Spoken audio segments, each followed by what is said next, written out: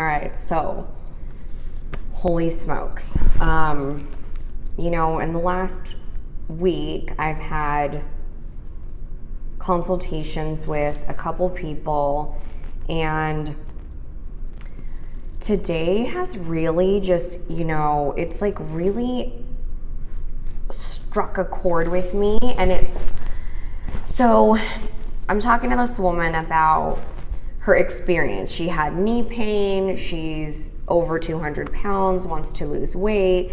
She doesn't feel like she can trust anyone.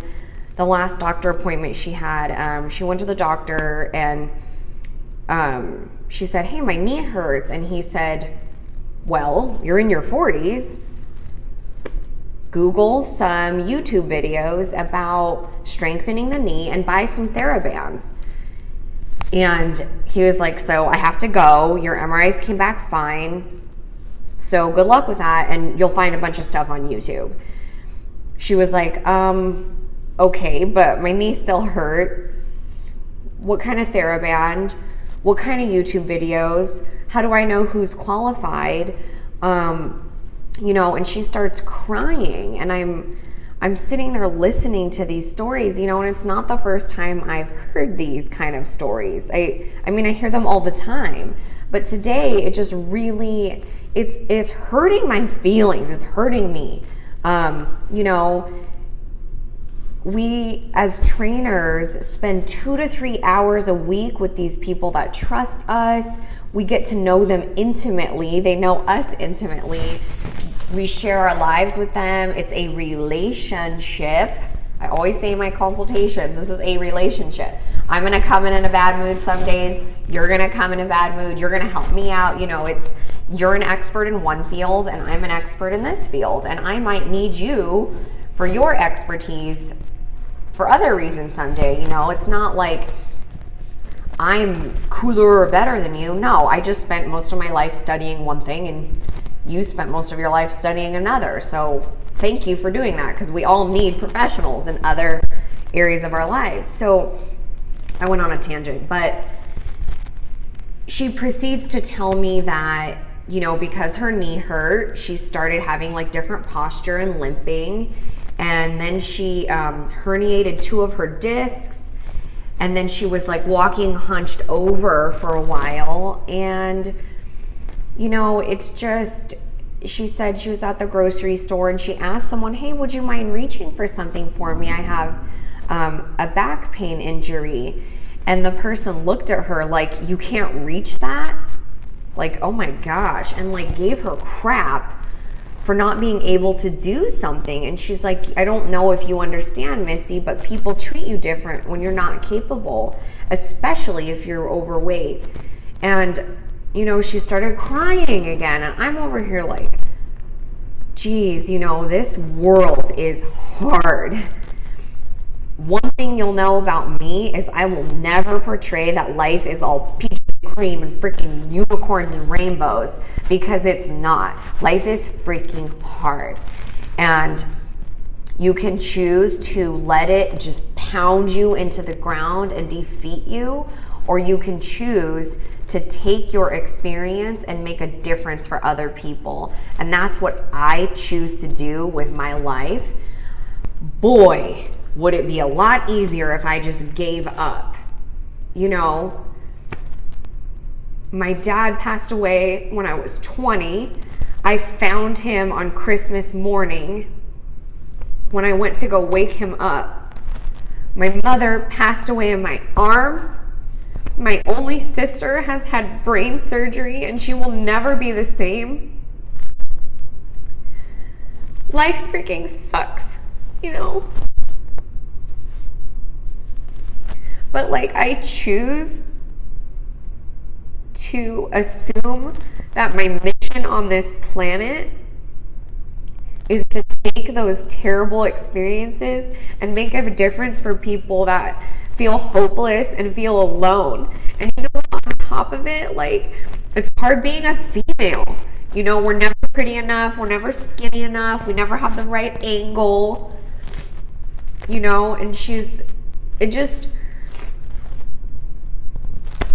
I feel a responsibility as a coach to use my education and my knowledge and the things that I have spent thousands of dollars on and hours of studying, so that before I die, I contribute what's in my brain to others so that it makes a difference for them. I'm not the prettiest, I'm not the skinniest, and I'm not the best strength coach. Absolutely not. I'm way far from that. You know, I'm 4'11", I've got huge quads, I got chubby cheeks, I have wrinkles, I'm starting to have gray hair. I mean, yeah, there's nothing I can do about that.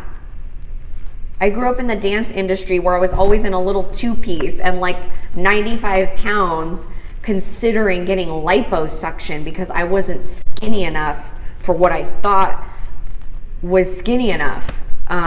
You know, it's just, I have a lot of emotions right now. I just want to like commend all the coaches out there that actually do this to make a difference for people. That is my only reason for existence on this planet, is to make a difference. I might not do it right or the smartest way, but you know what? My heart is in the right place. That's it. I just want to make a difference and contribute what I possibly can. I only know what I know. I've only studied what I've studied, and I continue to grow and learn from people better and smarter than me every day. And, you know, I just feel like in this world that's so dark and scary and like you're always swimming upstream and like, you know, it's tiring and it's exhausting to keep up with everything. So in this world, I would like to be a breath of fresh air, a warm hug, eye contact, and be present with the people that choose to open up themselves to me the first time we ever met, you know, and whew,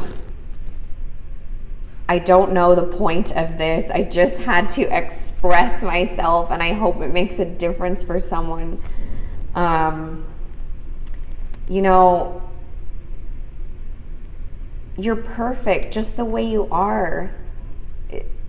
Like, every flaw about you who's ever watching this, it's what makes you you.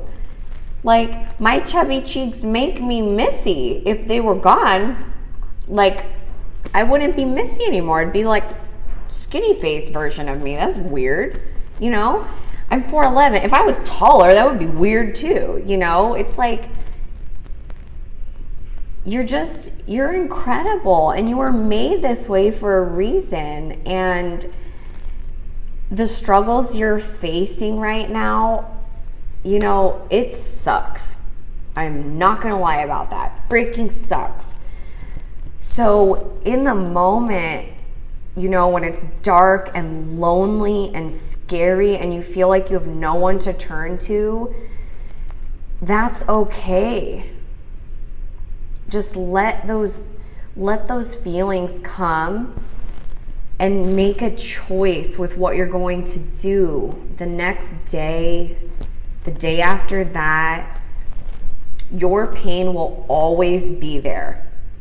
I'm not gonna lie about that. That is just how it is. Like, losing my parents and watching my sister go through hallucinations, and her brain surgery was 11 hours and there were 22 surgeons in that room. I'm just glad she's here, right? I forgot what my point was, but like with pain. So the waves of pain will come always, like the ocean. But some days the waves are like really strong, way stronger than me. And they're powerful and they're mean. And they try to drown you. And then other days, the waves are like really low and pleasant and enjoyable, and they feel really good, and they're shorter and they're softer, but they're still there. So my advice to people dealing with hurt is, you know, those waves crashing in, the pain waves hitting you, they mold you like a rock. You know, if you've ever been to Cabo, there's like that arc, I can't remember what it's called, but like the waves did that, you know. It's just the way they beat the rock made this beautiful, beautiful shape. And that's what you are, you know. I hate what I've been through, but there's a reason it happened, and I miss them every day. So I love you. I don't know all of you, but while you're on this earth, you just do what you can with what you have, and you just start where you are, and you're gonna be fine. And I'm your friend. Okay, that's all. I don't know where this came from, but I commend all the coaches out there that are really out to make a difference, and we do, hopefully, in the midst of all the right and wrong ways of doing things. So, all right, I'm out. Happy Friday. Sorry about that.